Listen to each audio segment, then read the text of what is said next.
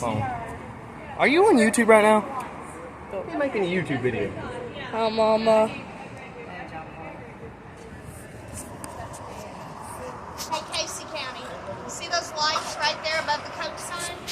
That's our section right below the lights. Alright, so you get a pretty good view from up here, right? Nah. Yeah. So when these seats were added, they didn't know if anyone was going to want to sit up here. So they listed tickets for $50 a ticket. Sorry about that. They put them on sale February of 2003, and people camped out overnight in a blizzard for these seats. There are 269 seats up here, 81 home games, almost 22,000 tickets, and they sell out in 72 minutes. Safe to say they have not been $50 since. Now they work on a dynamic pricing system like airline tickets or hotel rooms. Depends on things like time of year, who we're playing, how well we're doing, factors like that. So for example, opening day this year, we're playing the Orioles. Tickets for that front row were about $800. But the next day, just a Wednesday in April, still playing the Orioles, about $125. So it really varies. Most games during the summer, probably $300. We're playing the Yankees, back up to $800. Playoffs, over $1,000. It really varies. There are no season ticket holder seats up here. They want anyone to be able to buy these seats up here.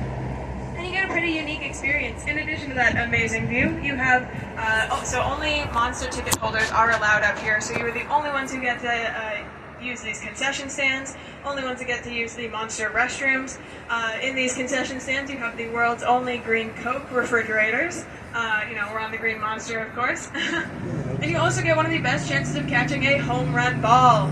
They do come up here, but they come up here very fast, very powerful, 90 to 100 miles per hour.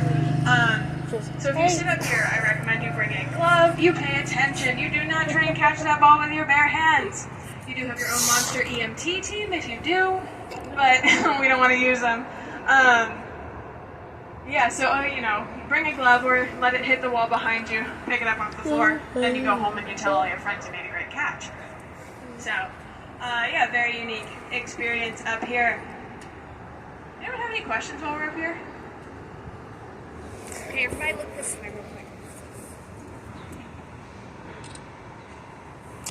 What's the numbers? Those are our retired numbers. A couple of those, number 9, all the way on the left, that is Ted Williams. I'll tell a story about him a little later. Number 27, that is Carlton Fisk. He is the namesake of this left field foul pole over here. We can't really see, but this yellow pole here. That is the 3rd shortest home run distance in all of Major League Baseball at 310 feet. Number 6, that is Johnny Pesky. He is the namesake of our right field foul pole. That is the shortest home run distance in all of Major League Baseball, only 302 feet. The minimum requirement for a home run ball by MLB is 300 feet, so it is just in there. Number 45, that's Pedro Martinez. He is the only pitcher on that list. Number 34, David Ortiz, Big Papi. He is one of the greatest clutch hitters in all of Red Sox history. He and Pedro Martinez are the only two on that list who have won a World Series with us here in Boston. Just shows all those other numbers were players during that 86-year drought period. Just shows you how long that was. The number all the way on the right, though, number 42, do we know who that is? Jackie Robinson, yes. And his number is in blue because he played for the Brooklyn Dodgers. He never played for the Red Sox, but his number is retired across all of Major and Minor League Baseball. No one wears it anymore, except on April 15th, Jackie Robinson Day, when everyone wears the number 42. Really cool way that they honor him and all he did for civil rights. Any other questions up here on the wall? Those flags up there? Yes, so that structure up there, that is our press box.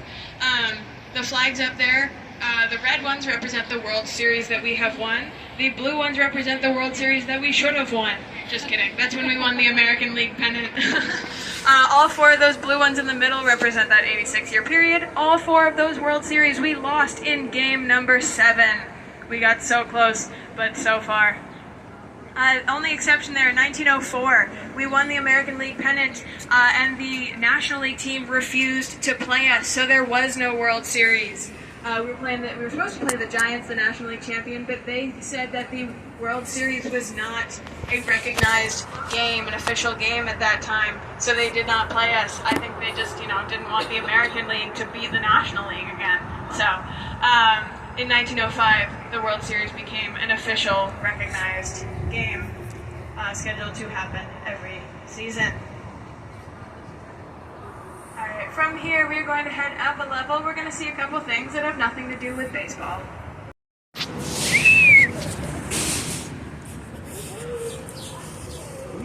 Videoing this right now. Yeah, turn for my skull cracker. He likes him young. What?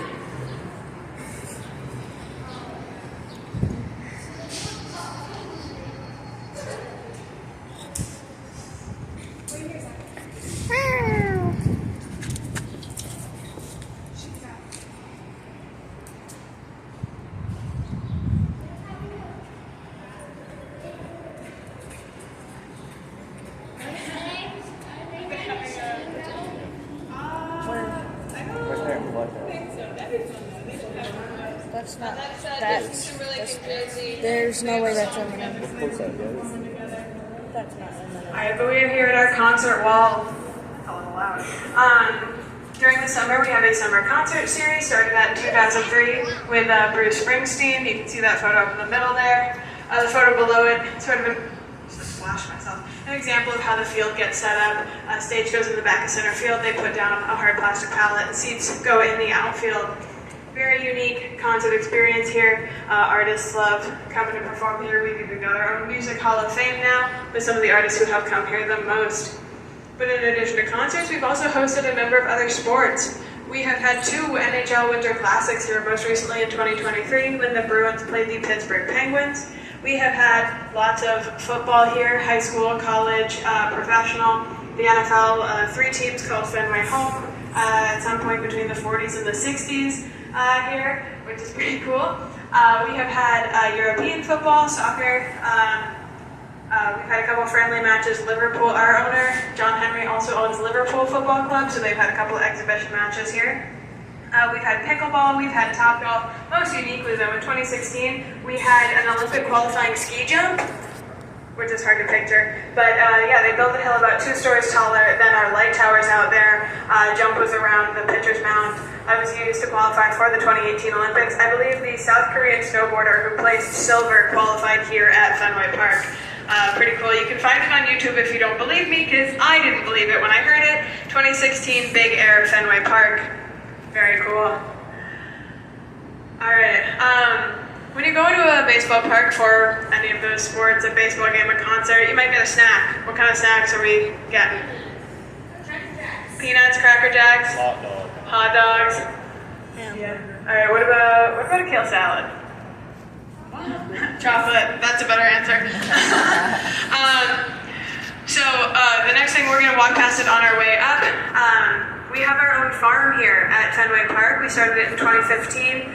We just had, the original roof of the 1912 structure, black tar roof. We thought we could do something better with that. And so we started a rooftop garden. But it has really expanded over the years, and we can now say that we produce anywhere from 3,000 to 6,000 pounds of produce here at Fenway Park. And about 2/3 of that gets used in the park in concession stands and suites in different events we host here. So if you came to a baseball game here, you could get a kale salad, but also if you got a hamburger, your lettuce and tomato came from Fenway Farms. Whatever we do not use gets sent out to the greater Boston community, charities, food banks, things like that. So a really cool way that we engage with the community, and also a really awesome sustainability effort we have here. But as we make our way upstairs, you can see that over this railing here. So follow me. Even more upstairs. It's a baseball place, broski. There's a garden. Ow. Looks like a front yard. Ew.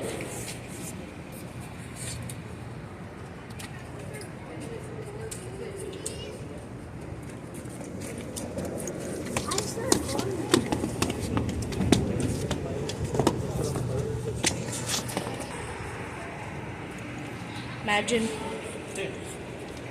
being scared of heights. 14. Oh, this is fun. Yay.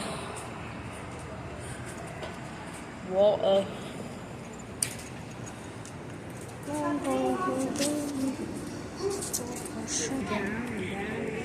This is my higher perspective.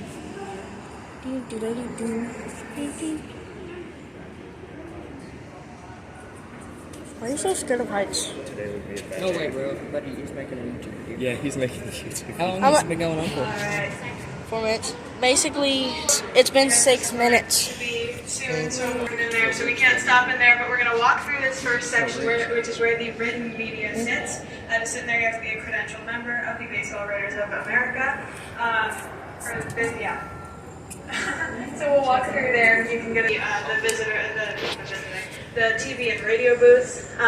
So we'll make our way through there. We'll meet on the other side, and we'll talk a little bit about our scoreboard here at Fenway. All right, follow me.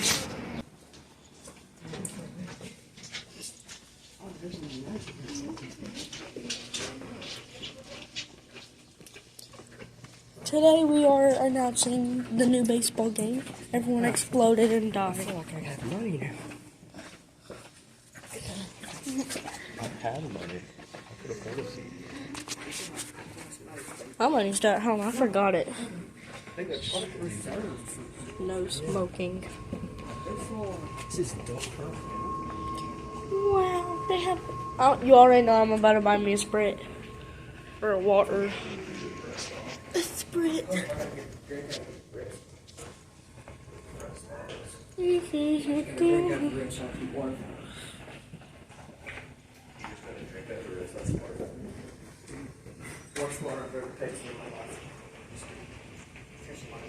You're built like water.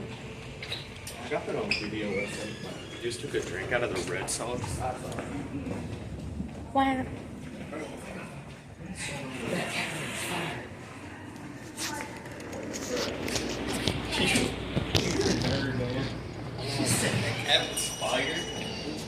Oh, that's fire, mate. That is so bloody gorgeous. I should have brought a But we were just there. Don't some of the workers in the head. Doing beauty view today.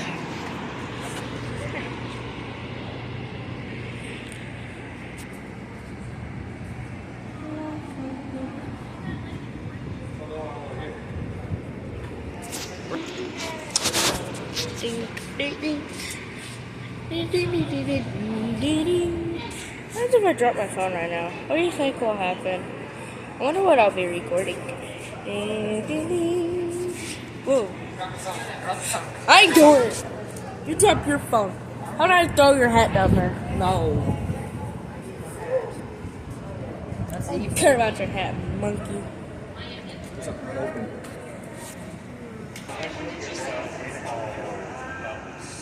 Alright, from here you get a pretty good view of our scoreboard wall. That is one of the only remaining manually operated scoreboards in Major League Baseball. There's that wall. One pretty, and what does the National League? And they're all responsible for sliding these tin tiles into the different slots on the wall. Fenway and American League, they do their jobs from behind the wall, business as usual. But when we put those monster seats up there, National League section, so that person's job got very interesting. They now, every half inning, have to come outside of the wall and change with like a bucket of tiles, a ladder, and probably a clipboard, and change those tiles from outside the wall in about 2 minutes and 5 seconds. A commercial break. Pretty unique experience. Something you can only see here at Fenway. So when you come for your game, definitely keep an eye out for that. Every half inning, you will see that, or should see that. It's like a stressful job, but it is highly coveted. There's a 7 to 8 year long wait list to work inside of that wall. People want to work in there, which is also crazy because the conditions in that wall are much like they were when it was built in 1934. There is no air conditioning, there is no heating, there is no running water, so there are no bathrooms. But there is Wi-Fi, so, you know, priorities. If you look at the bottom of the Fenway Park section, you'll see balls striking out those red and green lights. Those are all recycled traffic lights. When they added those in 1934, it became the first electronic scoreboard. Yeah. Ooh, any questions about our scoreboard wall?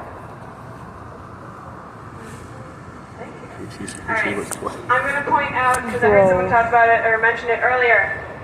If we look out into those green bleachers, if you're looking at the Ford sign and you come down about 3 sections of seats from that, you will see one seat that is not like the other. Do you see it? No. We'll get a better view of it in a second, but you will see one red seat.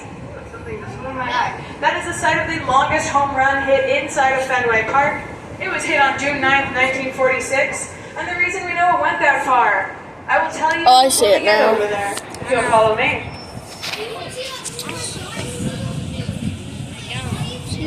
See that dot?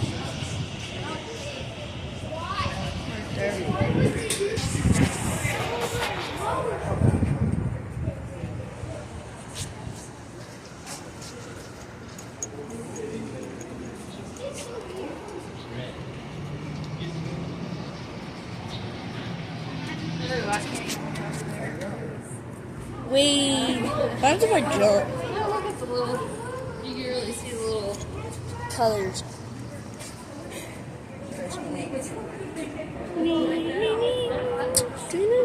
In Boston right now, mighty. 16-hour drive. Camera, so dusty. I think there's something in my pocket that made it so dustier to my hands. Oh, I think I touched something. Ew.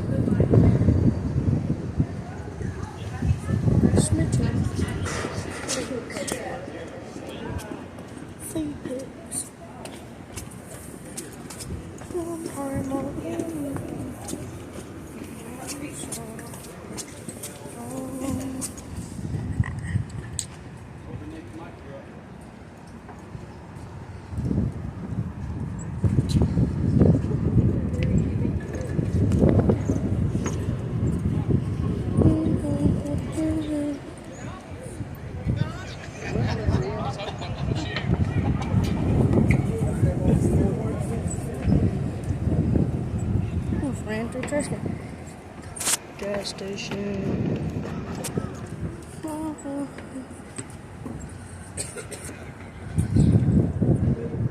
We're gonna be sitting right there at that Coca-Cola.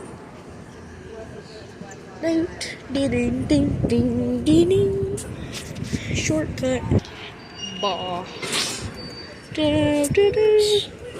I'm not British. No.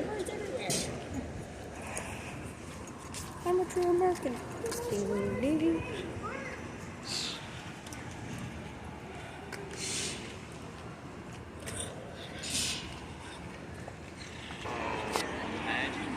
There it is. Before I tell this story, I gotta tell you guys about our fields. Our grass. It is real grass. It is Kentucky bluegrass from the great state of New Jersey. A lot of the parks on the East Coast get all of their grass from the same farm in New Jersey. Something that I learned about it the other day that I thought was super cool is this is gonna sound weird. It's double-sided. So of course it's green grass, but the back side of it is silver, which is how they can make all those patterns. They've got special mowers that mow the grass and also push it so a certain side of the blade is showing, which I thought was super cool. I've never been so excited about grass. But alright, here we are on the Sam's deck. If we look over this railing, you'll see that red sea we pointed out earlier. As I said, that is the site of the longest home run hit inside of Fenway Park, hit by number 9 Ted Williams on June 9th, 1946. And the reason we know it went that far is because there was someone sitting there when it happened. So 1946, that was the year before we got lights, which meant that doubleheaders, both games would have to be played during the day. You'd have like an 11 a.m. game, probably a 2 p.m. game, with about a half an hour break in between. And so a man named Joe Boucher from Albany, New York, came to 2 Red Sox games that day. And when you bought admission to the seat, not per game, so you had it for both games. In the 1940s, going to a baseball game, kind of a social affair. He's dressed pretty nicely. He's wearing a nice new straw hat. He sits in that seat, watches the Red Sox win. He thinks that's great, a lot of excitement, but it's pretty hot out here in those bleachers. It gets warm, not a lot of shade. So he says, half an hour break, perfect time for a nap. Brings the brim of his hat down, falls asleep. Guess it was a pretty good nap because they say he did not wake up for the start of that second game, so he did not see Ted Williams come to the plate. And he certainly did not see Ted Williams hit that ball. He sends it flying. They say there was about a 60-mile-per-hour wind that day too, so that ball is traveling. But what goes up must come down, and where does it come down but right on Joe Boucher's sleeping head? Pokes a hole straight through his straw hat. There's a picture of him, you can find it in the Boston Globe the next day, sticking his finger through the hole in his hat, big smile on his face, caption reads, "Bullseye." But paramedics take him aside, they check on him, he says, yeah, I'm fine, let me go back to my seat, like this is getting exciting. And there was no concussion protocol at the time, so they said, yeah, you seem fine, put him back in his seat. I mentioned that newspaper article. So when he gets back to his seat, a reporter from the Boston Globe is waiting for him, and they want to know all about it. They ask him, where did the ball go? He says, I lost interest in that ball as soon as it hit me in the head. Ball rolled off. Someone else picked it up, ran off with it. We have no idea where it went. It is lost to history. Have not seen it since. He says, enough of your questions. I got a question for you. How far away from home plate do you have to sit in this park to be safe? The answer. Rhetorical question, but the answer, 503 feet, because that ball traveled 502 feet from home plate, and no one has hit it as far since. Big Papi used to come out during batting practice with an aluminum bat, try to hit that seat. He never could. He said, I swear you guys have moved that seat further every year. The seat does not move. You can sit in that seat, though. Costs the same as any of the seats around it, 30, 40, something like that, depending on the game. I would maybe not recommend it, though, because a lot of people come to Fenway and they know about the red seat, and they want a picture of the red seat, but they don't want a picture of you sitting in the red seat. You'll be the most popular person in Fenway that day. They've only left that seat open intentionally on 2 occasions. I will get to you. Oh, all right, I'm wrapping up, don't worry. 2002 season when Ted Williams passed away, put a black ribbon on that chair, people threw flowers, and on the 60th anniversary, June 9, 2006, they invited the entire Boucher family from Albany, New York to come and throw out that ceremonial first pitch. All came wearing straw hats, filled up that row, leaving the seat open for Joe, who was no longer with us. I like that story. I think it's a great reminder that anyone can make history here at Fenway Park, even your average Joe. But that is the last story I have for you today. A lot of history here at Fenway. We are going to head down to our final stop. It is our own museum of sorts called the Royal Rooters Club. A lot of really awesome Red Sox memorabilia, a lot of really awesome baseball memorabilia. There are restrooms there as well. Your tour guide will meet you there, and that is where I will leave you. I'll also be there if anyone has any additional questions. But on behalf of myself, Sarah, and the 2024 Boston Red Sox, thank you so much for coming to see Fenway today. I hope you have an amazing rest of your trip. Thank you. Where to keep your card?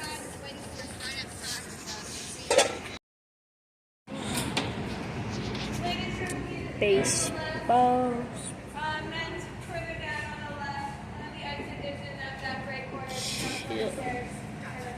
Pause if you want to read.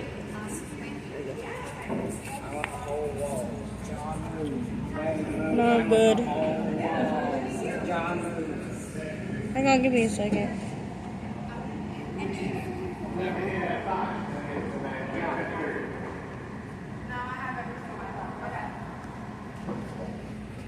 Out the whole wall. Yes. Wade.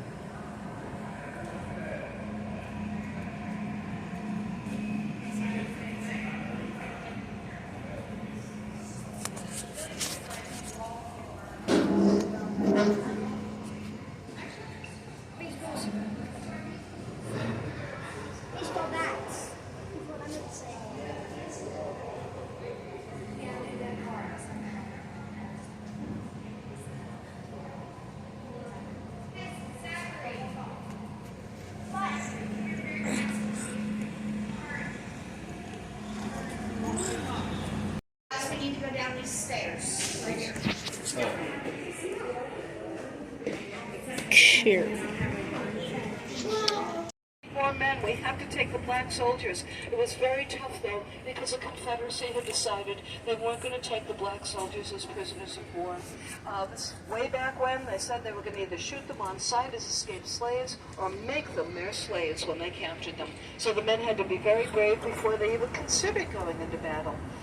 They were offered less money than the white soldiers. The Union said, we'll give you $10 a month, and you're not allowed to fight. The blacks said, no, we want to fight. We want the same pay as the whites. The whites are getting $13 a month. Doesn't seem like much, does it? It's like practically a lunch these days, $13. Yeah, but back in those days, that was a month's pay. Well, they petitioned and they refused their pay. It was finally made equal of the white soldiers, but the blacks had to pay for their uniforms and the whites got theirs free. Well, they trained right here in Boston.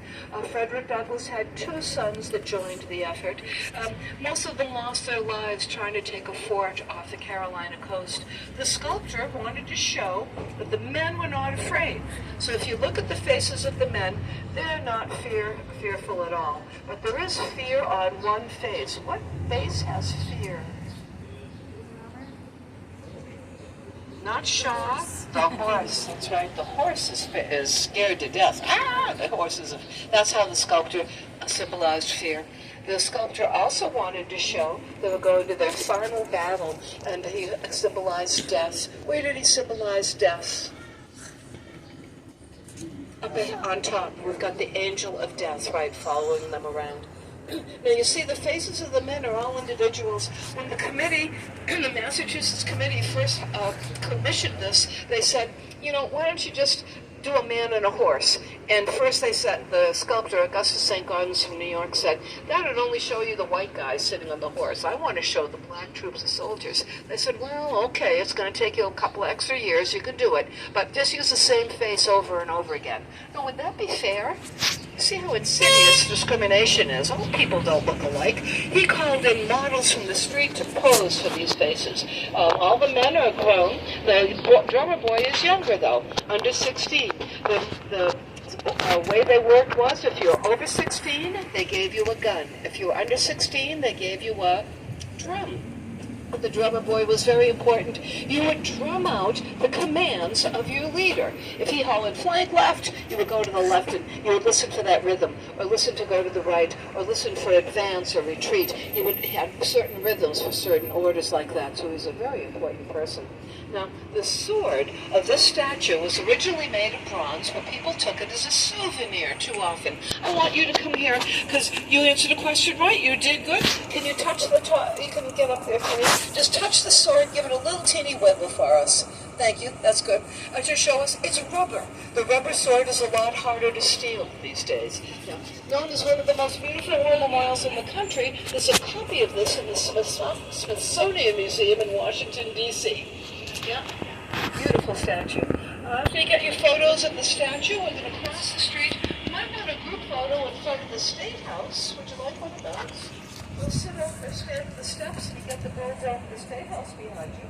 The State House dome is 23.5 karat gold, almost pure. If you peel off that gold foil, there's chocolate underneath. No, it's not. No, it's not. I wish there were chocolate. It was actually a copper dome put on by a metalsmith who loved to ride a horse. He became famous for that horse ride in 1775. All revered, yeah, he was the horseback rider. Copper dome, and then under his copper dome was a wooden dome that leaked. The brick part is from 1798. It's one of the first big substantial buildings that still stay in the State House.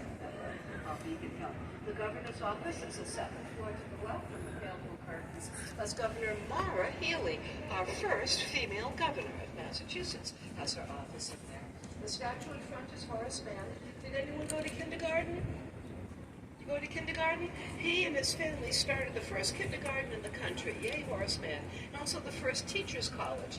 Over on the other side is Daniel Webster. He's not the Webster who made the dictionary, but he... If y'all can see for a second, I thought that was Darth Vader.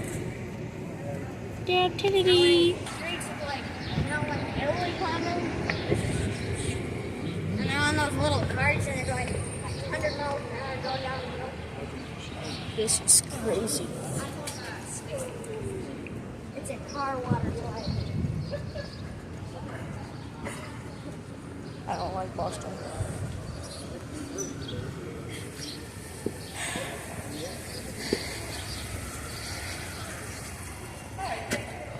You know you're I going mean, it's fun too and all, far but uphill whenever what I've seen. really nice. Only American, only two American will understand.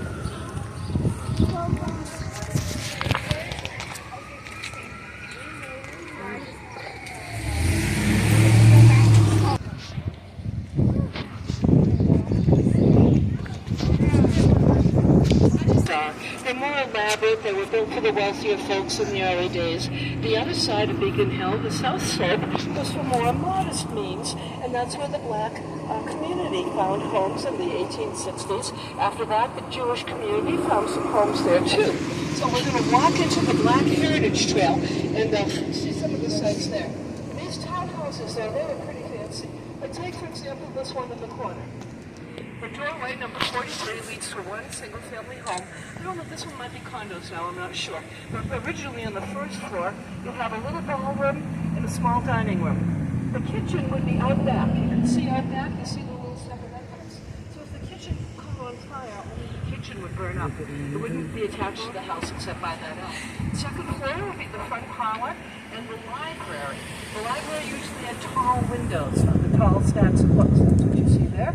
Third floor would be your bedrooms, and the fourth floor might be your kids' or your servants' bedrooms up there. So it was all one single-family home originally. That's how these all were. Some are still single-family, some are still broken up. We'll explore this side of the slope. Let's go down to the other side, the south slope first. They called the troops he was in the Young Bucks of America. It was a black troop of soldiers in the Revolutionary War. He built this house right before the State House was built. It's even older than 1798, between 1796 and 1797. So this old wooden house is the oldest house still standing here on Beacon Hill. It was a two-family house. George Middleton built it with his friend, Louis Glapian. Louis Glapian was a barber, and George Middleton, he broke horses, he was a violinist, he also had taken part in some legislative action too, and he was very active in the masonry department as well. He was very much a civil rights activist, George Middleton, but the oldest house, we don't allow wooden houses here anymore because of the fire of danger. There you have it. Two families lived in there. Each of them married, but neither of them had any kids, which might have been a good thing in the size of the house there. Right there, the George Middleton house. Let's continue down the street and see some more of that community. Stop. Been walking for 5 hours. Not as long. Been like 20 minutes. There's leaves on that house. Pretty cool. House is look like that a little bit.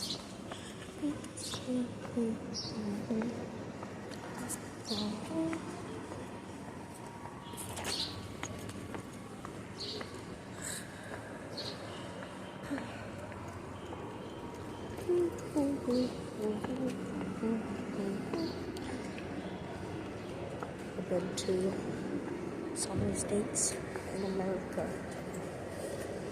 USA. Been Metros.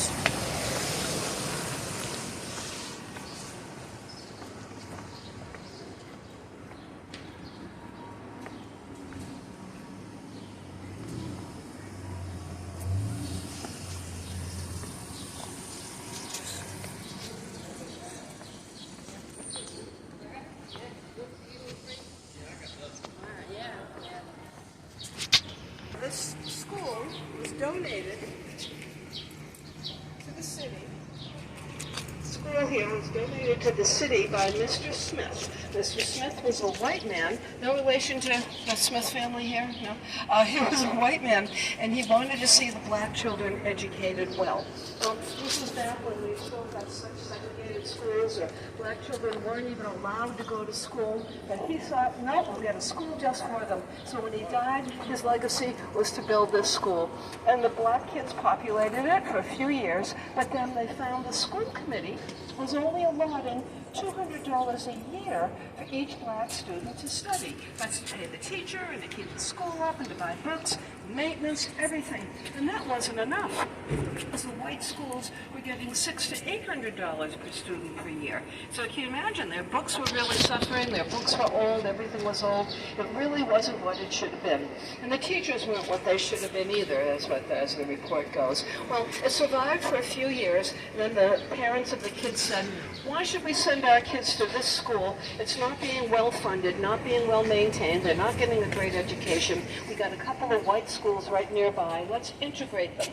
Well, the city fought them on that. They said, well, we've got schools for the black kids. This is where you will go. So the first ruling was, no, you can't go to the white schools.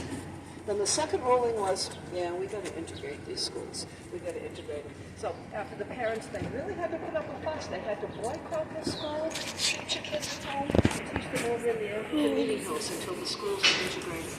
Let's go further down the street to the meeting house. The meeting house was built by the black community for the black community. It was a very important venue, a very important place all around. Not only was it a church where you would go to worship, but you formed a community here. They had a schoolroom in the basement. You could get your society together here. You could make your family records. You could marry and have a record of that. You could have children and have a record of that too. So the meeting house was very important. You know, one of the things you want to do if you want to destroy a society is take away that family unit. And as you know, down in the South, they'd sell your children or your married couple. They would split you up. It was really very difficult to keep any sense of community when you don't have that generational activity, let alone the generational wealth. It was very hard. So this was the core of the black community here in Boston. The African Meeting House had some great members. One of them was Lewis Hayden. Lewis Hayden was part of the Underground Railroad. He hid a lot of slaves in his house, escaped slaves, in secret. As a matter of fact, in 1850, they passed the Fugitive Slave Act that said that anyone who escaped from the slave as a slave and came up to the north, we're going to send slave keepers. It was part of a compromise to catch them and bring them back home again. So even if you escaped slavery in the South, you were still in danger of being captured. Lewis Hayden, some other very brave people. Lewis Hayden was one of the black community. He would hide the people in his basement, and he would answer the door when he knew the slave catchers were there with a torch in his hand and a barrel of gunpowder right inside the doorway. He said, you can search my house for escaped people if you want, but as soon as you come in, I'm going to throw this torch into the barrel of gunpowder because I may as well just blow us all up. So they kind of backed off from that. They thought, no, this guy, we're not going to deal with this guy. He hid a lot of people in his basement. As a matter of fact, a woman named Harriet Beecher Stowe came here after she had written a book that now we don't think is too politically correct. It was very important during the Civil War. What student knows the name of that book? Uncle Tom's Cabin? Yeah, Uncle Tom's Cabin. Now we look at it, we think, well, it's full of discrimination, but in the early days it was very important. She came here, she went to Lewis Hayden's house, he showed her 13 escaped slaves. I know I've written the book, but I've never seen so many people in one place all at one time. So it was a very active role for that, very active part. Question? What's that? Is it Kentucky? Was it Kentucky? Yeah, she said it's Kentucky. Yeah. And when she met Abe Lincoln, he said, are you the little woman that started the great big war? Yeah. So a lot of important things have happened in all our states. So this meeting house was just for the black community, and then the black community left sometime around the 1900s. The Jewish community moved in, and they took it over as a Jewish church, a synagogue for a while, but it's been repurchased as a museum. It's a great museum piece. Now, right across the street here, these were dwellings also for the black community. I love the little windows over the door. You look at number 3 there. You know, it's made of the old-fashioned glass. Now, how do you make glass? Do you know? What do? You get some sand, and what do? Yep?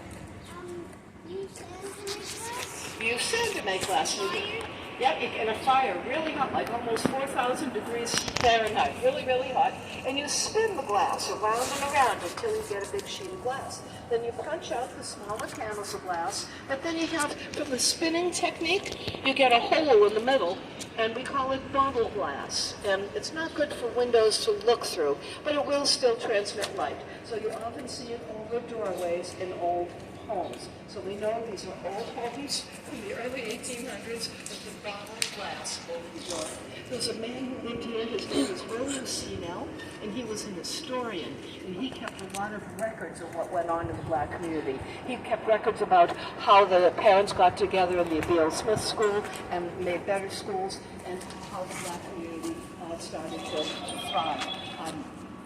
Louis Hayden had his own clothing store, his own business down on Cambridge Street, and other free blacks had other businesses too. Hardware stores, barber shops, all kinds of establishments. So this was the heart of that community. Now, to give you an example of what it was like on the Underground Railroad, there's a little alley out back that we can take. It goes by people's homes in the back. I know you're a very respectful group. You're not going to hoop and holler behind anyone's house, but gives you an idea. It's kind of hidden. You can't really even see the entrance to it, can you?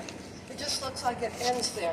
And the other end of it, you can't see the entrance at all. Let's take it now. A little example of what it would have been like. Range corner in a tiny alley.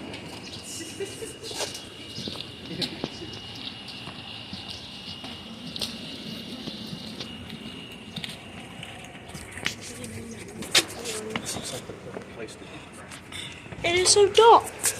Where's the dude? It's supposed to be selling me drugs, man. Bro, Connor, shut up. So you barely know this was here, especially from here. Where are we at now? Is here. This is the one remaining that's still an open way to the public. Now, I worked with the tour guide, mind you, tour director, the other day. He lived several houses down. He didn't even know this existed. He didn't even know it was there. And if you come from this direction, we're going to walk up a little bit. You don't even see it. It goes right around the corner. So let's walk up this way. What alley? They didn't turn up for the story of the life. Let's continue.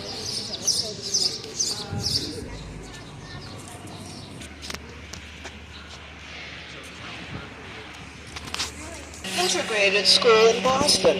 There was this school, and then the Smith School over there. There was a young black girl, Sarah Roberts, who lived further down the hill. She had to walk by this school to go to the Smith School. Her parents said, why should she walk by this school? It's closer to the house.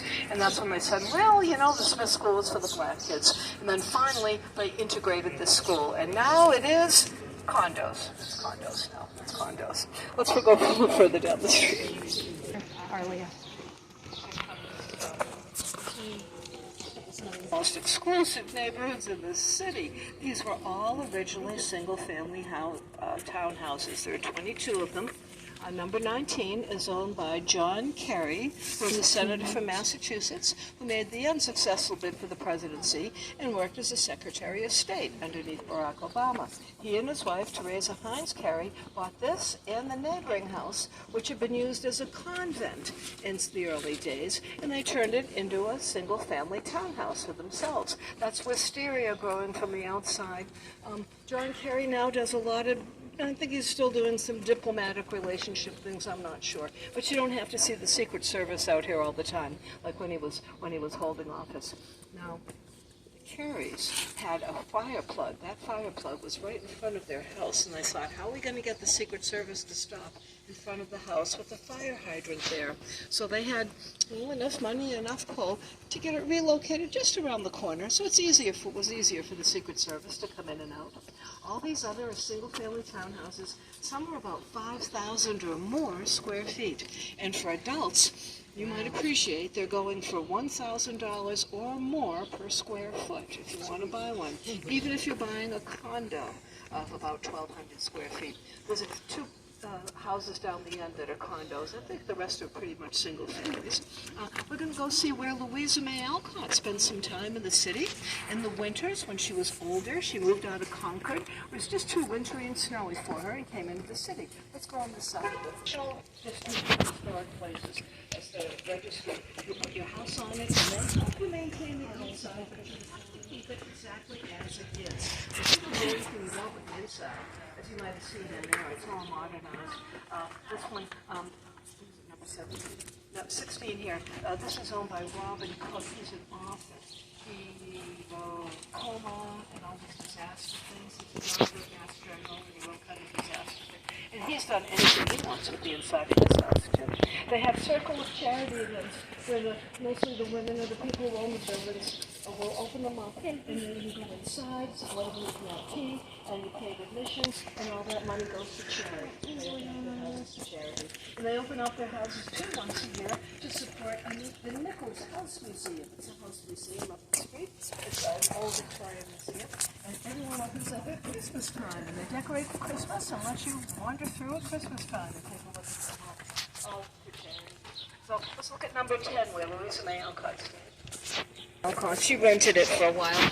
Louisa May Alcott entered the Civil War as a nurse, and she contracted a lung disease. And the medicine they gave her for her lung disease had mercury in it, just to find the ingredients. And the mercury basically made her life at the end very difficult. It was poisoning her slowly.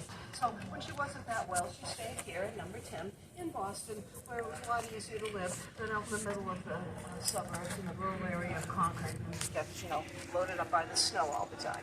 So let's continue on. We're going to see a little cobblestone street, one of the most photographed streets in the country, and the most photographed in Boston. Let's go.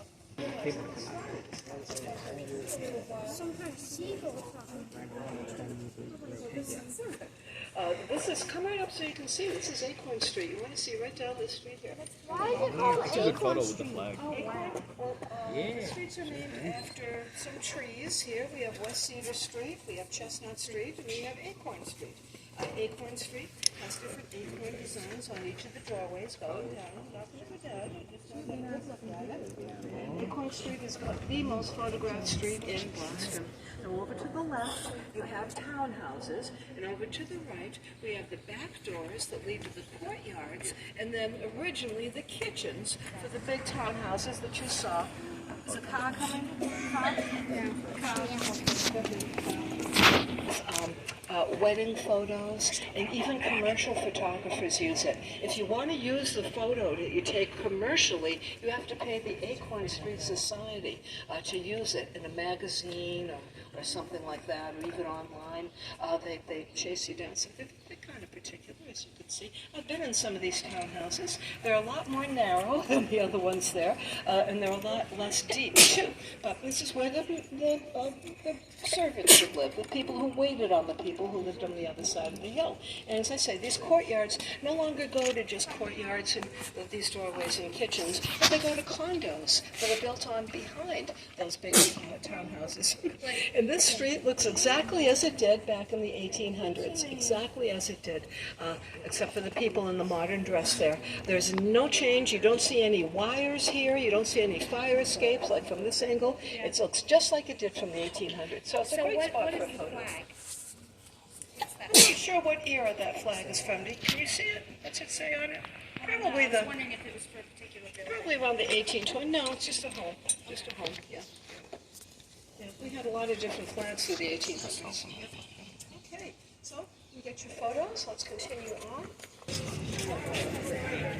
Of course, it says Boston founded 1630. Boston was here. It was called Shawmut Peninsula by the Native Americans. Shawmut meant sparkling waters, and there were good sources of fresh water right here. It was founded by the Europeans, settled by the Europeans. So what we have here on the left, the one man with the hat on the left, that is Reverend William Gladstone. England, and he decided he liked it here. He was going to stay here back in 1626, so he stayed here in Boston. It was 4 years later he was going to go to the right. Now Gladstone had made friends with the Native Americans. He had a little cottage right down here, a fruit orchard.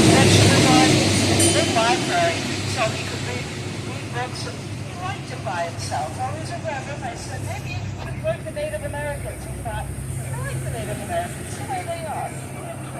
Nice bus. It's a Halloween bus. Which was fatal back in the 1600s. So they contacted Blackstone and said, "Is there any place around here with fresh water?" He said, "We sure do. I sure do. It's about almost a mile away from where I live." They said that would be good because he was an Anglican. He wasn't a Puritan. And I hope y'all can Puritans hear this. They didn't get along with the other religions. Because I can't.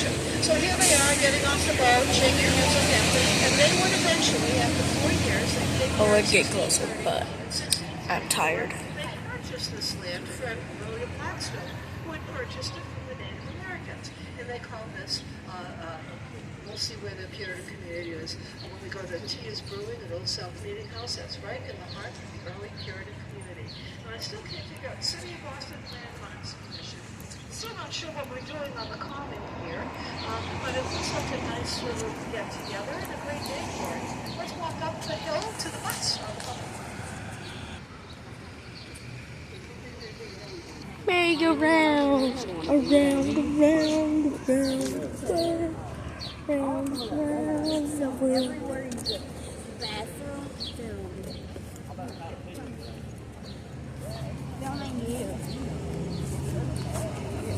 Are you adding voice? Huh? Are you adding voice? What does that mean? Like adding where it can, where posting where there's voice, where you can like hear it. What you're saying. No. Some people don't. I mean, hello world. So my. What are we looking at, Bob? Your mom. We've seen like cross squirrels in 30 seconds. Ran up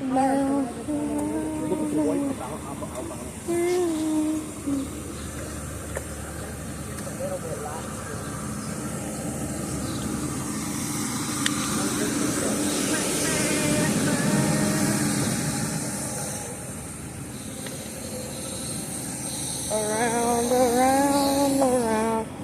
go around and go. Yo, Oh, hello. Who's new here? I'm new here. Nah, We are too. you ain't new here no more. Not if I blow you. Oh, Is that like some sort of if I touch it. Not if I take them out. They're not new if I take them out. pigeon? Pigeons.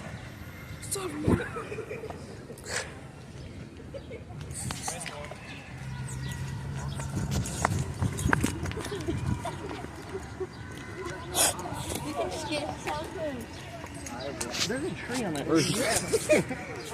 There's a park.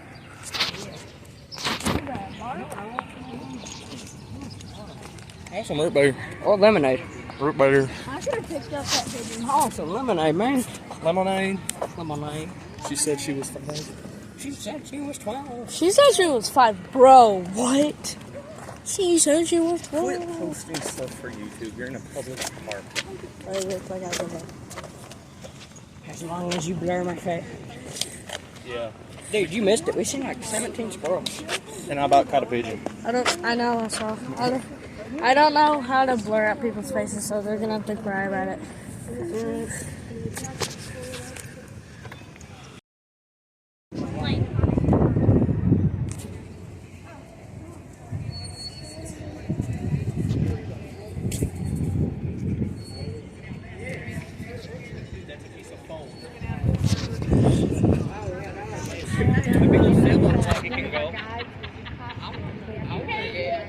Looks much closer than it looks right now.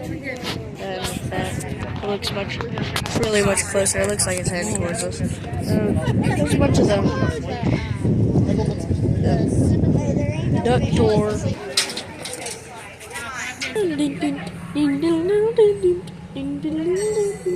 Who's that? We're good. Danny DeVito. Oh, that's cool. The person plays that vote. I guess they figured it out.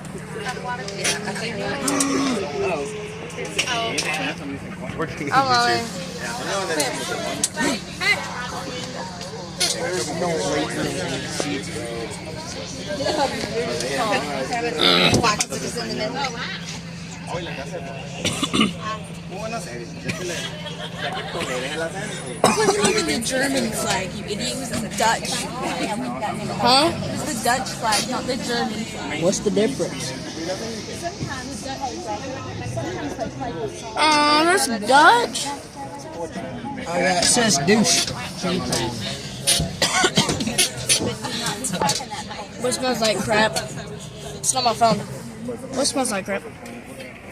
You got a cracker? You got a cracker. Zachary bought duck lips.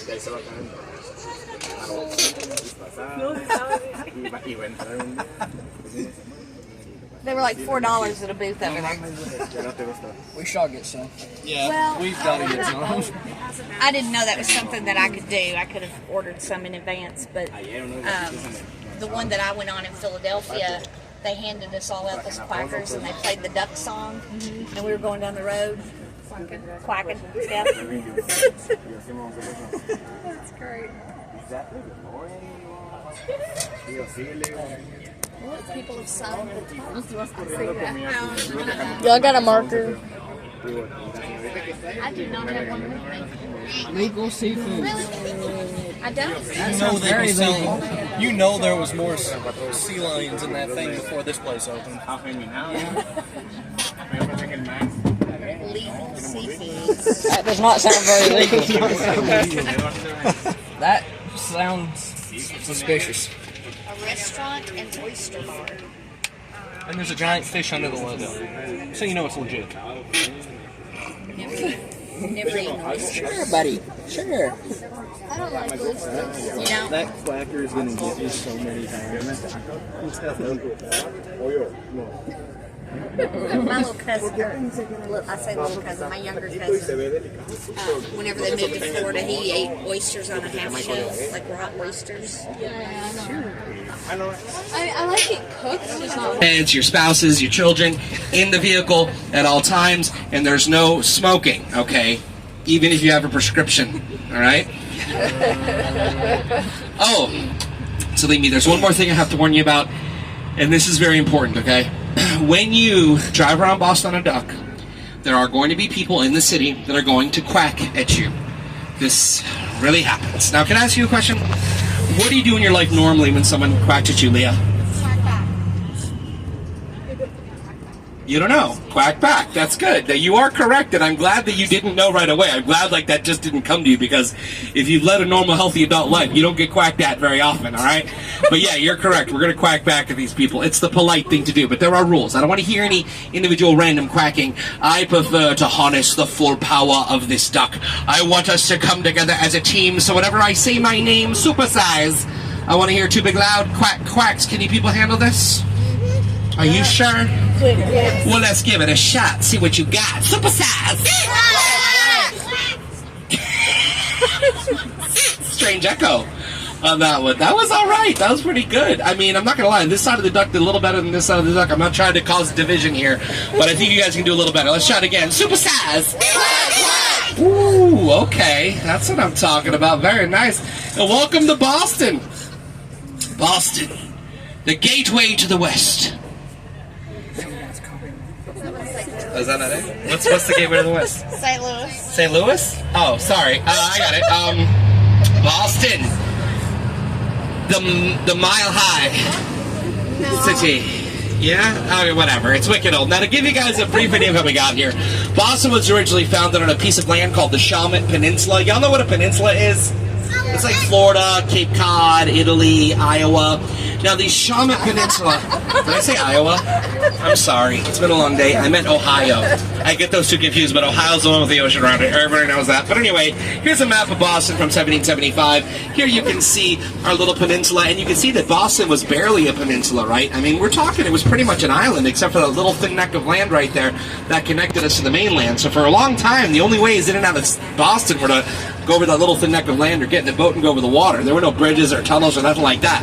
Now, the name of this thing, Shawmut, is an Algonquin word. The Massachusetts tribe, who lived here for thousands of years, named it Shawmut because that means living waters. There were freshwater springs on here. However, they did not live on this peninsula. They used it for hunting and fishing, but that's why they were pretty cool in 1625 when the first European settler showed up, a guy named William Blackstone, who lived here in Boston by himself for 5 years. Which he liked. He never had to wait in line at a restaurant. He always got a seat on the train or whatever. But then in 1630, he was joined by a guy named John Winthrop, who was the first colonial governor of Massachusetts. And you can see him depicted in this plaque on our left there. That's our first colonial governor, John Winthrop. Look at what he's wearing. Look at that frilly collar.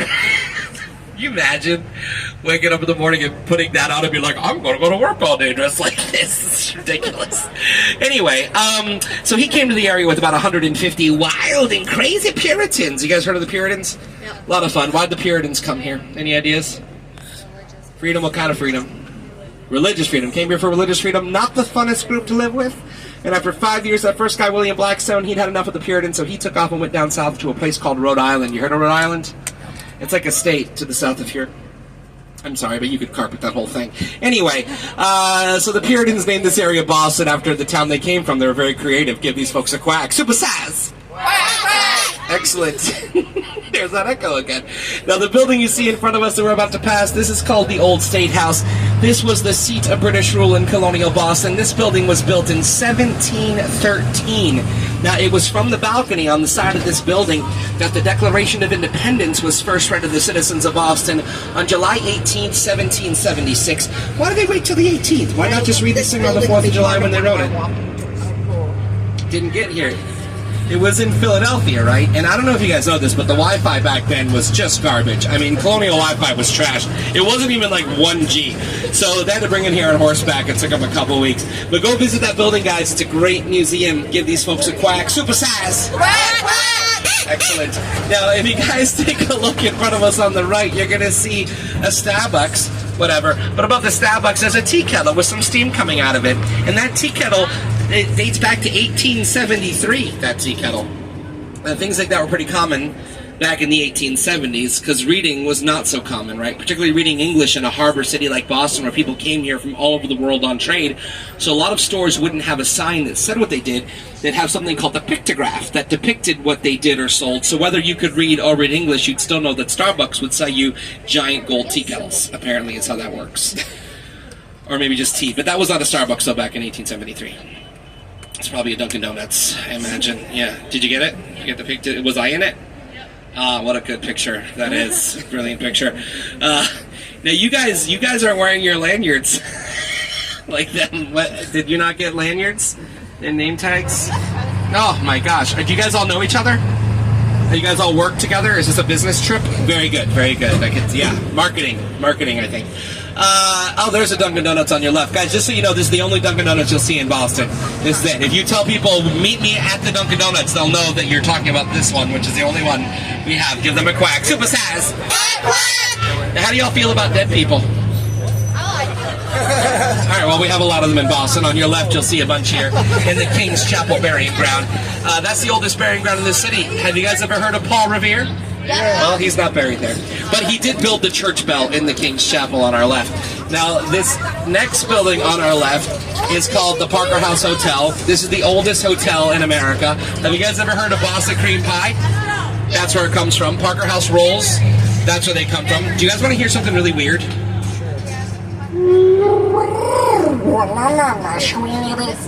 Now, here on your left, there's a bar called the Beantown Pub. It's the only place in the world you could drink a cold Sam Adams. We're looking right across the street at a cold Sam Adams. because he's buried over here on your right in the granary burying ground. Now listen, escúchame. If you are dead and you are in Boston, this is where you want to be. This is the Studio 54 of dead people in our city. There are 3 signers of the Declaration of Independence buried in here. Samuel Adams, Robert Treat Paine, and John Hancock. Paul Revere is buried in here. A guy named James Otis is buried here. Now, a lot of people don't know that name, James Otis, but he's the guy who said no taxation Without representation. without representation. He's buried in here. Let's go!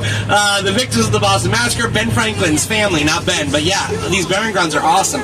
Now, keep looking on your right. Take a look up Park Street here. You're going to get your first view of the gold dome of our state capitol building.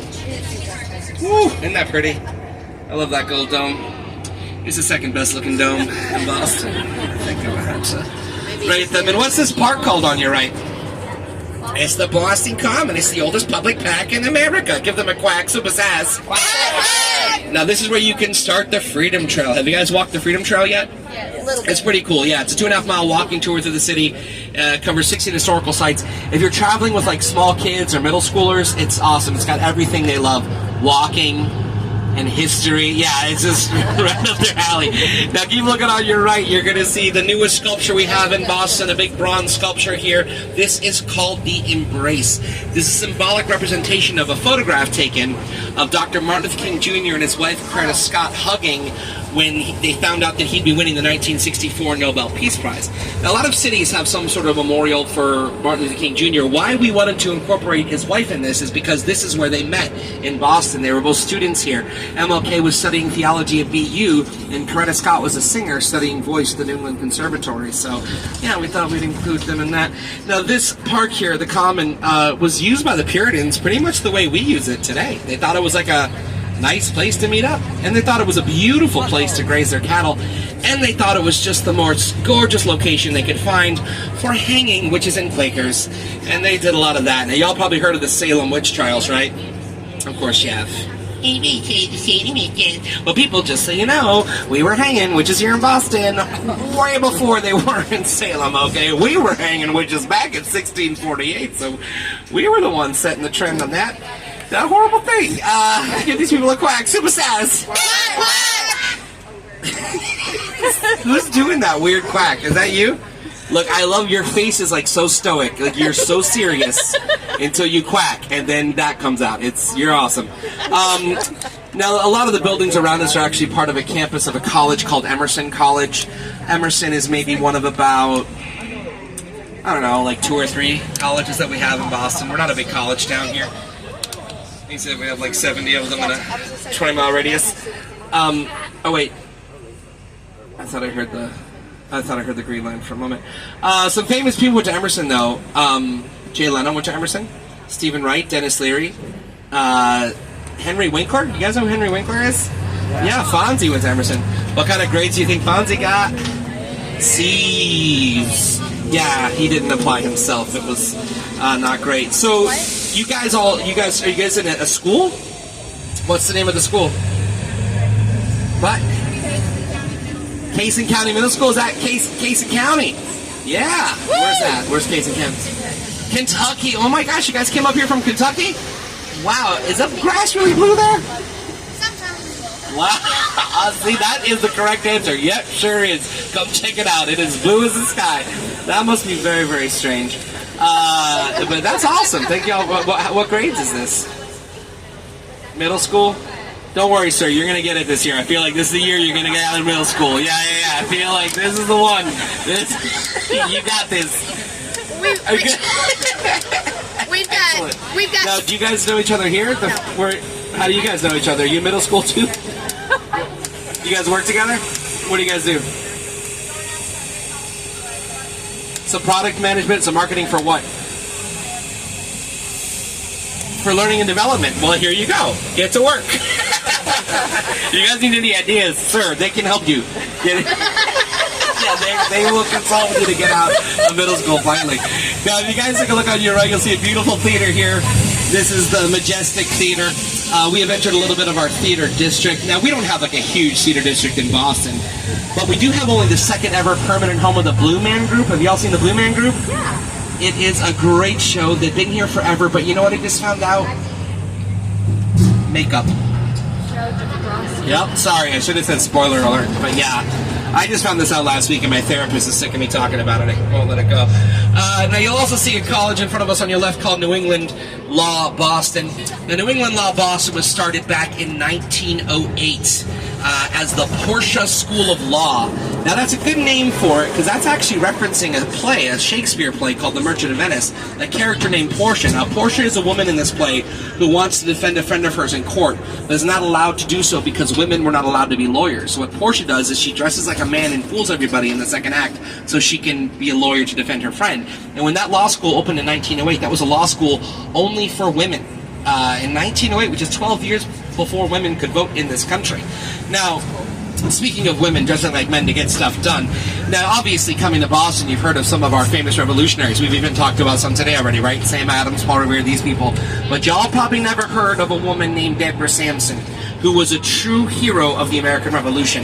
Now, she wanted to fight in the Continental Army, but was not allowed to enroll, obviously, because she was not a man. So check this out. Deborah Sampson, dressed like a man, went under the name Robert Shirtliff, enlisted in the Continental Army in 1781, where she served for 2 years. Not only did she serve, she was chosen to be part of the forward infantry, which were soldiers chosen for their strength and speed.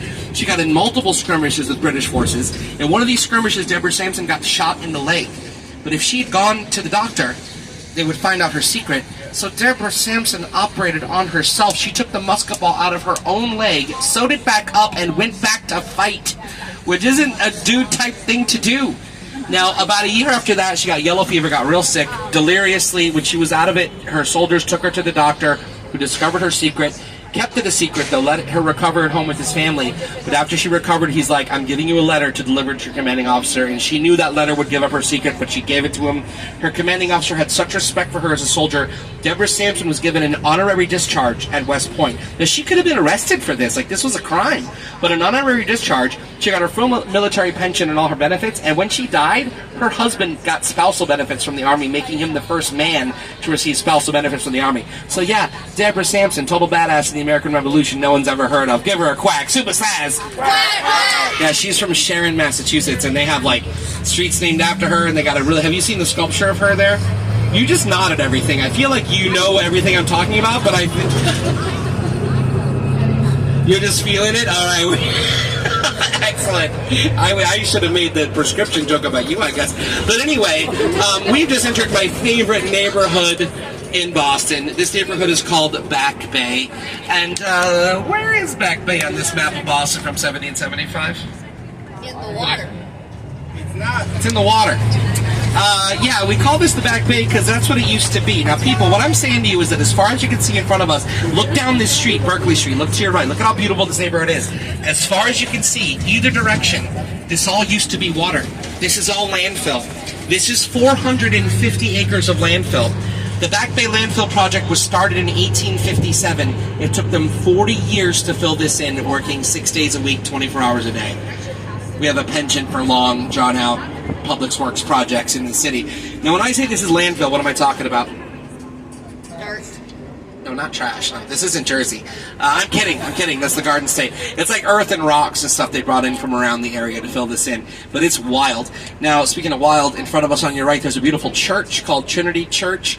You're going to see a lot of pretty churches in this neighborhood, but Trinity Church is considered to be one of 10 examples of master architecture in the United States.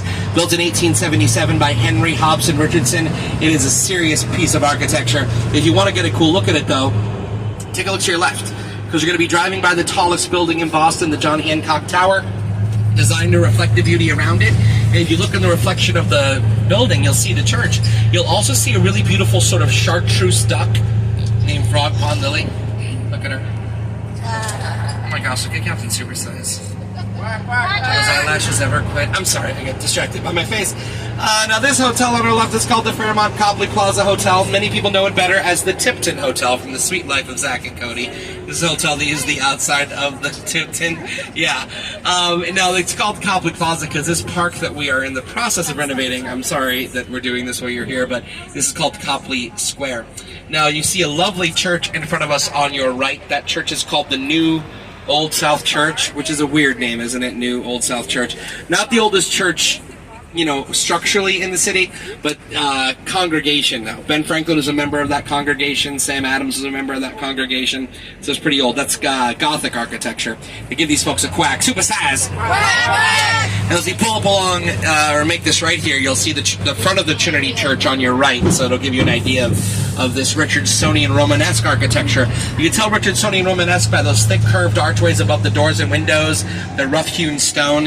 Whereas Gothic architecture, you can see, has pointed archways above the doors and windows and black nail polish. Now this, on your left, is the main branch of the Boston Public Library. Has anybody here been to the main branch of the Boston Public Library? It's amazing, isn't it? Now people, I know. What? Almost got married here, but you ditched him, huh? He just wasn't at the last minute. You're like, oh, they didn't have availability. Okay, I thought you meant that you left him at the altar. Okay, still got married, but not here. Thank you for clarifying. I'd love to. I've never seen that. I've been to a lot of weddings. Never seen someone left at the altar. It's on my bingo card. But anyway, we're getting off topic. So, listen, you guys visiting from Kentucky, have you been in there yet? You got to go into this library. It's free to do, and it's like a museum in there. It's absolutely gorgeous. It's one of the prettiest buildings in the city. You got to go check it out. Seriously, it's fantastic. Now, you can also go in Trinity Church as well. They charge a little bit of money, but it's awesome in there too. It's like walking into a painting. It's incredibly ornate. You're going to see up alongside of the church, once we pass by these trees a little bit, you're going to see a sculpture of the church's first pastor, who's a guy named Phillips Brooks, and he wrote the lyrics to the Christmas carol, "O Little Town of Bethlehem," that's a banger. That's a good one, I'd say. Give these people a quack. Super size. Very good. We just passed by Chick-fil-A, which is not as good as Kentucky Fried Chicken, by the way. Yeah, not as good as Kentucky Fried Chicken. I'm sorry. It's just in Kentucky they fry the best chicken. Everybody knows this. We're actually like a county or two away from where the original was. You're a county or two away from where the original KFC was? Yep. All right. And do they still have it? Is it still there? Yeah, it's still there. No way, really? You can still go Is there. the chicken's new though, right? It's not the same old chicken. Okay, all right. I just want to make sure. I'm gonna tell you guys something real weird. It's real weird, but my grandfather opened the very first Kentucky Fried Chicken in Iowa. Yep. So I have a picture of all my aunts and uncles, all with Colonel Sanders. Came over to the house. Yeah, I'm serious. It's very weird. Very weird. My two aunts, they were young at the time when they met him, and they sang him a song. The Candyman, who can make sunshine. They sang it, but they changed it to Chicken Man, and he said that was plumb cute. Is what he said. This is true. It's family lore. Anyway, we are on Boylston Street right now, and you may have heard of Boylston Street because about a block and a half behind us is where you will find the finish line of the oldest annual marathon in the world, the Boston Marathon. Very good. Have you run it? No. Okay. I've been there. It's awesome, though. Yeah. So the Boston Marathon is a huge deal in town every year. We just had the 127th running of the Boston Marathon about a month and a half ago on Patriots Day. And I'm very proud to share with you all, this is the first year that I ever ran the Boston Marathon. Thank you very much. Thank you. It wasn't easy, I'm not going to lie. But I dug deep, I pushed myself, and I finished it yesterday. About 4:30. I'm going to try it again next year. I'm actually going to run the width of it next year. Someone said that's easier than the length of it. So I'm going to give that a shot. I think I'll be able to do that one pretty good. Now, the Boston Marathon, just so you guys know, it's about 30,000 runners every year, but only half those runners are people that qualified for the marathon, right?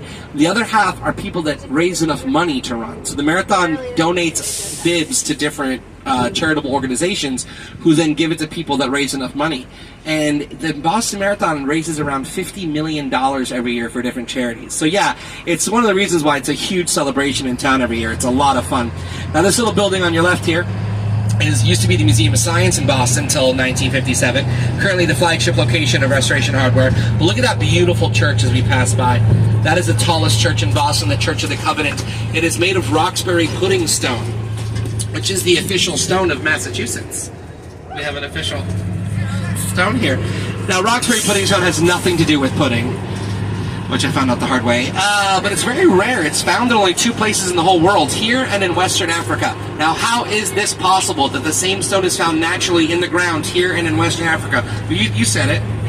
They used to be together back Pangea, the supercontinent. I guess we were connected somewhere around Morocco. All the continents, and then some drama happened between them and they slowly drifted apart. That happens. Now this church on your left was built in 1861, the Arlington Street Church, the first building built in the Back Bay landfill project. Now this church has 16 original full-size Tiffany windows. made by Louis Comfort Tiffany. You ever heard of the jeweler Tiffany, right? So this was his kid, Louis Comfort Tiffany. You ever heard of Tiffany lamps and Tiffany? He's the one that made those. He was a very well-known glass artist in the late 1800s. Now, I'm telling you people, I'm not a big stained glass guy. You know, I don't know many stained glass guys, but I saw these windows and they're blown away. They're works of art. In fact, the church has them insured and they won't disclose how much they're insured for. Many people consider them to be priceless, which I think means free, right? If it's because it doesn't have a price, it's priceless. I think that's how that works. Take one back home to Kentucky. They'd love it down there.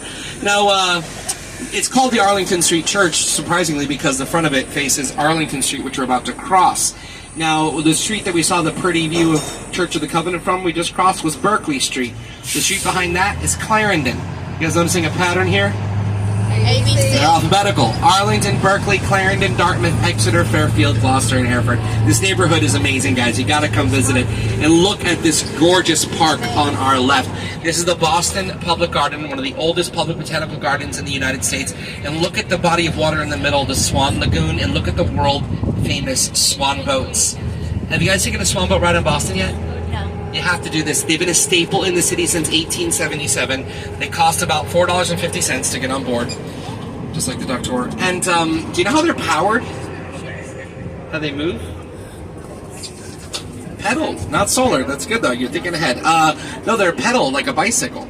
But you're not the one that does it. You just pay to sit on one of these benches in the front, and then someone who works there sits behind the white swan in the back, and they're the ones that pedal you around the lagoon. It's the main reason I work for the duck tours and not the swan boats.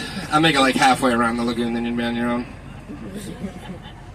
That's my favorite word though to say on the whole tour is lagoon. It is. Is it weird to have like a favorite word? I feel like most people don't have favorite words, but mine's lagoon. Everyone try it. Say it. Lagoon. Lagoon. Doesn't it float out of your mouth? I looked it up last year. I discovered that lagoon is a French word, and it means the goon.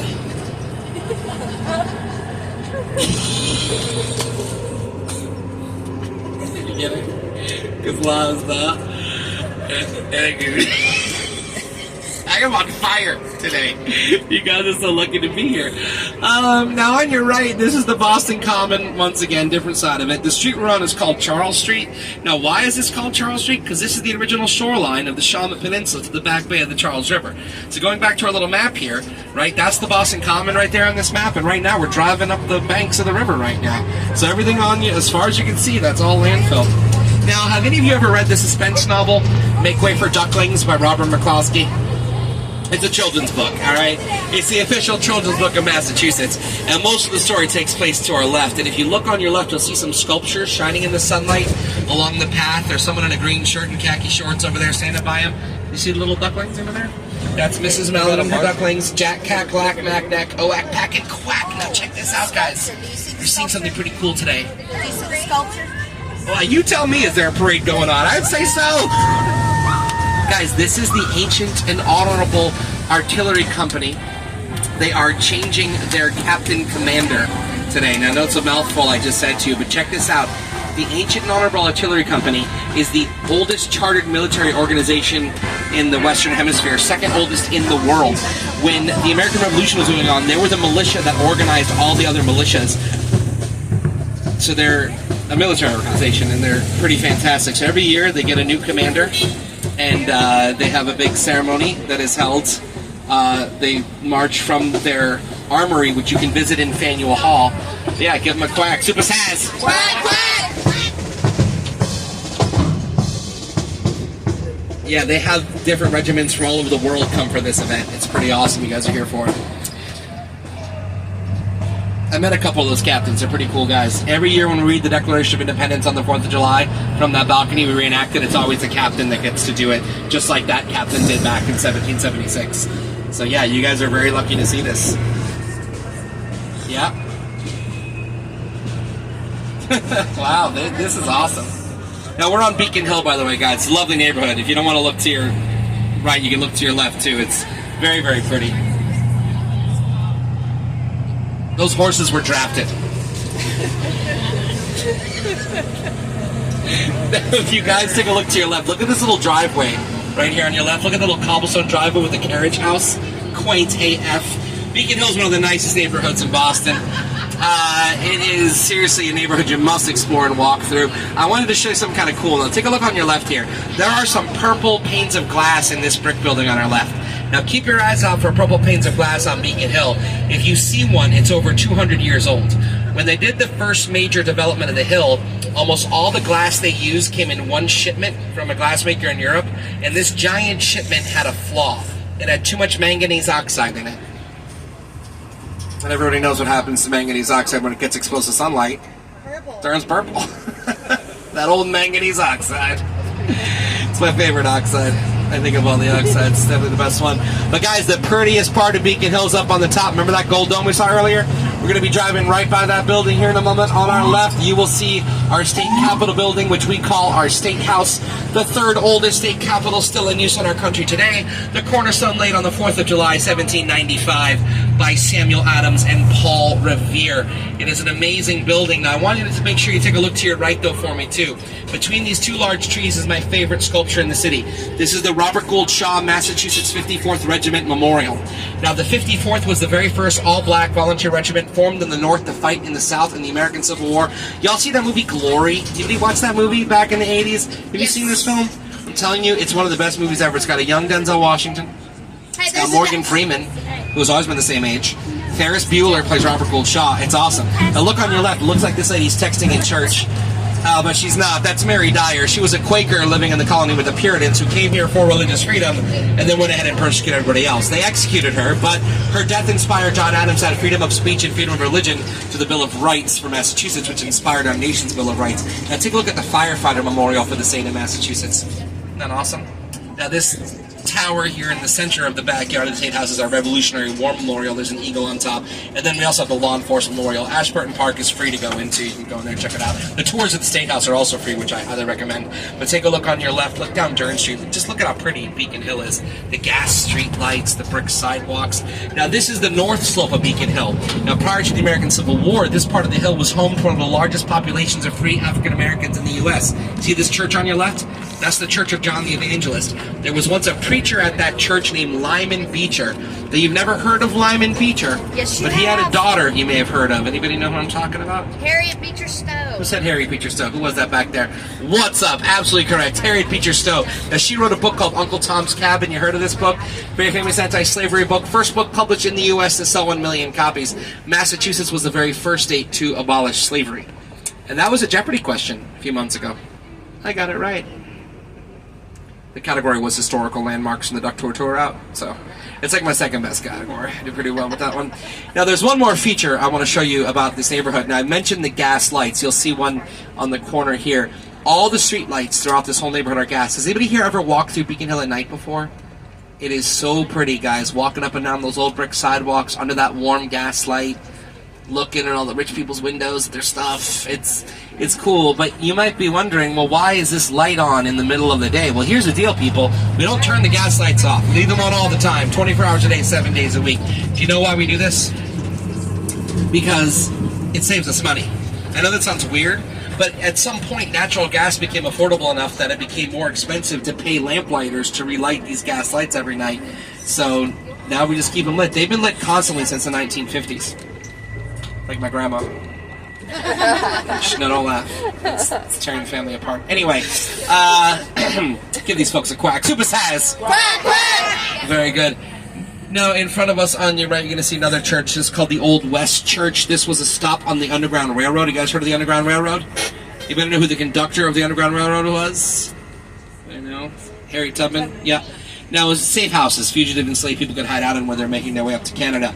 Now, this church then became a polling place for a long time. It was a polling place in the 1960 presidential election. Now, John F. Kennedy, when he first got into local politics, he had to establish his residency in this area. He actually lived in a little apartment right across from the backyard of the State House for a while, but he used that address as his legal address for the rest of his life. It was the address on his driver's license, and he died, 122 Bowdoin Street, Boston, Massachusetts, and this is where he voted. Jackie voted absentee that day because she was pretty preggers, I think, at the time. Now, let's give them a quack. Super size. Let's pull a lever on her left that mechanically connects the prop shaft to the drive shaft. Put us into first gear. Turn on the nav lights. Let's give her a quack. Super size. Way to go.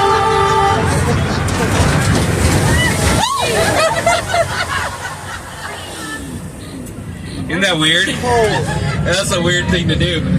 Whew. Now remember, as we go to this little bridge here, keep your arms, your heads, your legs, everything in the vehicle. And as we go to this little bridge, do Lori and I a favor, and please pay no attention to all the different color scratches of paint on the wood to your left. We have some newer captains this year. Hey, welcome to the Charles River, everybody. You made it.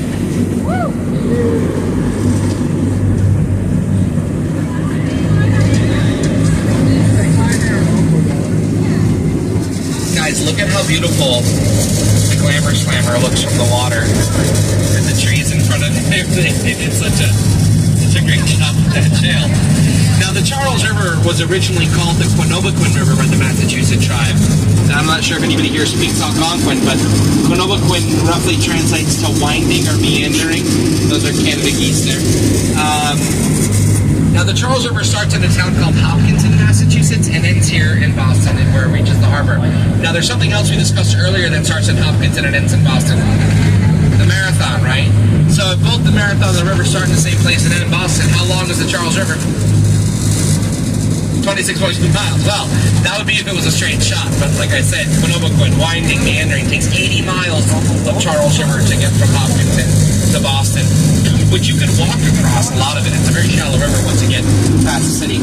Now later on, though, the name was changed. It was named by and for King Charles I. And he named this when he was just a little boy. You guys remember Pocahontas? Remember John Smith? Now these were real people, right? John Smith was a very well-known explorer.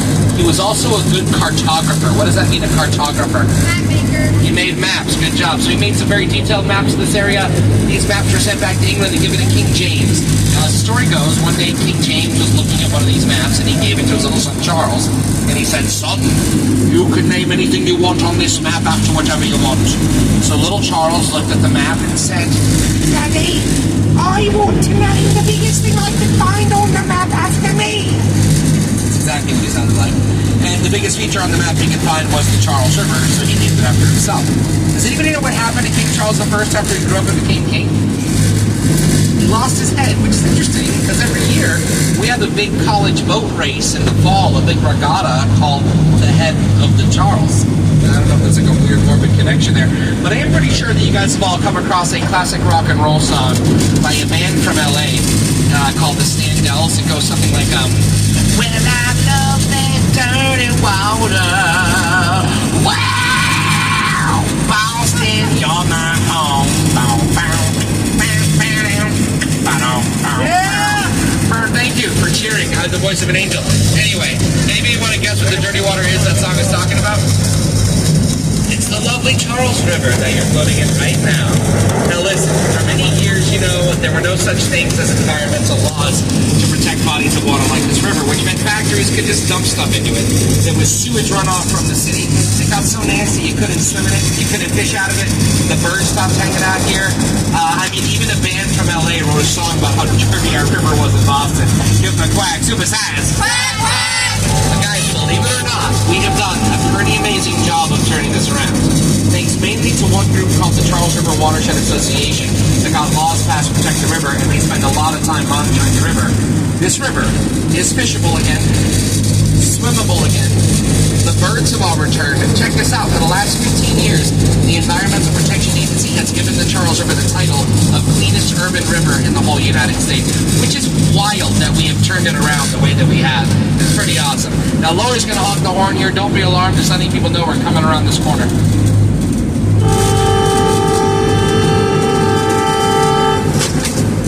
These are my friends that are borrowing my boat today. Yeah, not a scratch on it, guys. I have a question. Well, let's give these guys a quack. Super size. Quack, quack. Who has a question? I do. What's your question back there? Was that an old lock? Yes, this is the lock of the old Charles River Dam. Very good question. So basically, we had to dam the Charles River mainly because of the Back Bay. And so we have a new dam and a new set of locks about a quarter mile behind us here. So we don't use that lock anymore. But yeah, I'll show you some of the inner workings on our way back. But right now, though, this is kind of awkward. You guys are all familiar with the Department of Conservation rules and regulations regarding the management of commercial drivers in the U.S., right? Yeah, so you know the commercial drivers like Laura here have to take breaks throughout the day. Unfortunately, though, we don't get to schedule the breaks. They happen at weird times, and traffic can throw us off. So right now, we're actually 3 minutes into Lori's afternoon break, and we can't get fined anymore for this. So this is very awkward. Can you do me a favor? Will you come here really quick? I need your help with something. How you doing? Good. What's your name? What is it? Wade? With a D? Nice to meet you, Wade. How you doing? Do me a favor, Wade. Oh, I keep just looking here with name tag. Come on. Have a seat there for me, Wade. All right, now you're gonna need to drive this thing for Laura while Lori takes a break. All right? Just take the wheel with both hands and just follow your heart. All right? Want me to take a picture for you? I can take it. Don't do a donut. Don't listen. Listen, your bracelet says WWJD. Is that what Jesus would have done when he said just do a donut? Oh, it's what would Jackson do? All right, Jackson would say do a donut. Fair enough, Jackson. Give me a smell over here, mate. You're doing awesome. Now I got a question for all y'all. Who can tell me what this big city is on our left? Yeah, everybody, that's Boston. I'm glad you guys jumped all over that. That's where you've been for the last 40 minutes. So that's Boston on your left. What's on your right? It's not Boston, it's Cambridge. So there's Boston, there's Cambridge, separated only by the Charles River. Wade, you've done a great job. Give Wade a round of applause, everybody. Thank you, Wade. Now, Wade, I got you a sticker that says you drove a duck, all right? Nice work. Jackson, why don't you come and drive this thing? No donuts, though. How you doing? Watch your head, Jackson. Oh, yeah. What? Give me a smell over here, Jackson. How do you like Boston so far, man? It's all right? Okay. What's your favorite thing you've done since you've been here? Oh, come on, Jack. Something has to stand up. Tour Fenway Park. All right. That's cool. You remember when they let you drive Fenway, Jackson? Remember that? I don't know how cool that was. Wow. All right. Give Jackson a round of applause. What do you think, man? There you go. This is for you. Why don't you try this, my good quacker there? Why don't you come up here and try this thing? Bring that phone with you. Now, this part of Cambridge here is probably not the part of Cambridge you think about when you think of Cambridge. What's your name? Allison. Nice to meet you. Allison, have a seat there. This isn't where Harvard is, people. This isn't where all that colonial architecture is. This is known as East Cambridge or Kendall Square. This is where a lot of the pollution of the river initially came from, as this was the industrial center of this whole area for most of the 18 and 1900s. Allison, give me a smile over here. Alright, you're doing good. You're doing awesome. Very nice work. Now, what this has become, though, over the last 50 years, this is now a hub of the biotech industry, which is the largest employer in Massachusetts. Biotech, this is like where you'll find companies like Genzyme, Biogen, InGen, Moderna. They're coming up with great breakthroughs every year here in East Cambridge. You know what they say? Necessity is the mother of invention. And I found out that next week, Invention is getting a DNA test to find out who the father is. Because they played no part in Invention's life and they need to step it up, you know. You've done a great job, Ellison. Give Ellison a round of applause. Thank you very much. There you go. Don't want this phone? How about you with the cat on? Religious group in Boston at the time. You might have heard of them before. But they built this building specifically as a church. But it's a really important building for a number of reasons. And it didn't just function as a church. And that's for a few different reasons. So Puritans were early Congregationalists. And so they didn't believe that this building itself was holy. So like some other churches, you might see that are considered holy, like the buildings themselves are what we would call consecrated.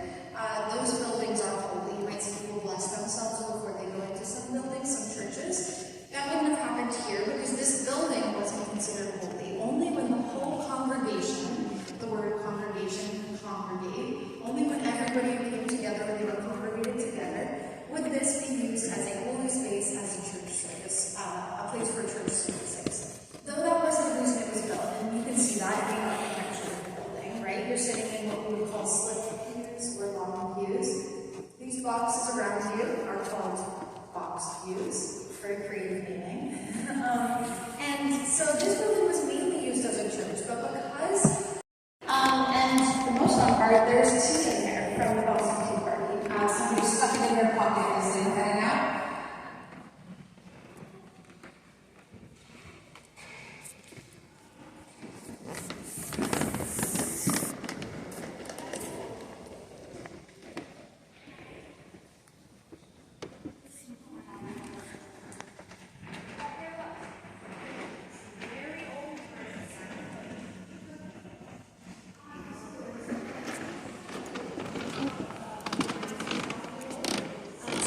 when you know it's there.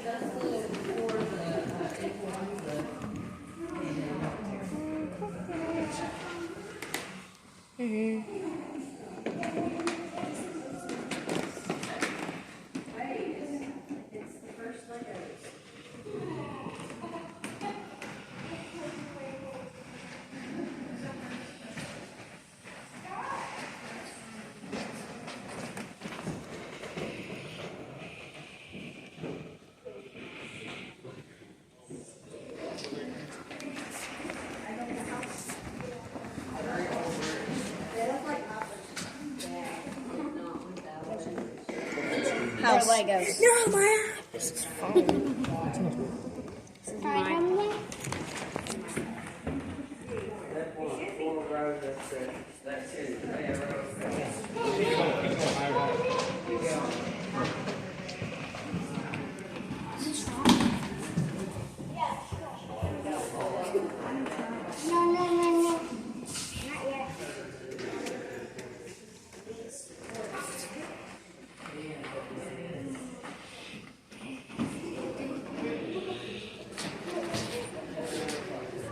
Pretty cool.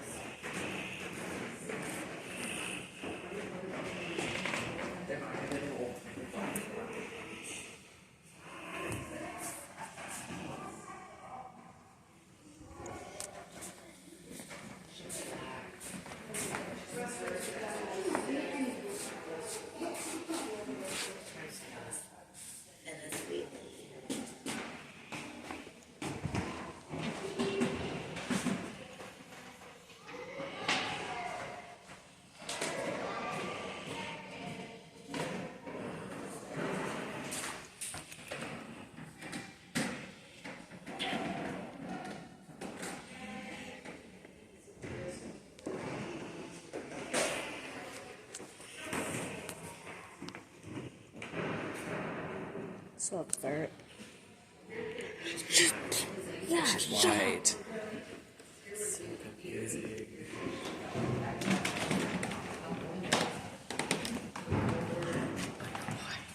Well, this video is like 2 hours long.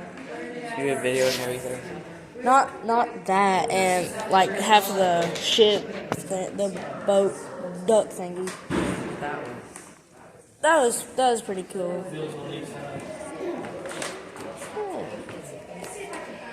That's the original beacon of Beacon Hill before they built the state house. There was a beacon that was scattered with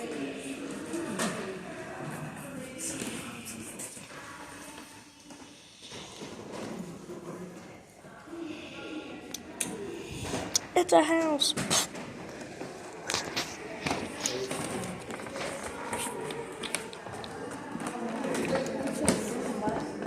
They don't work.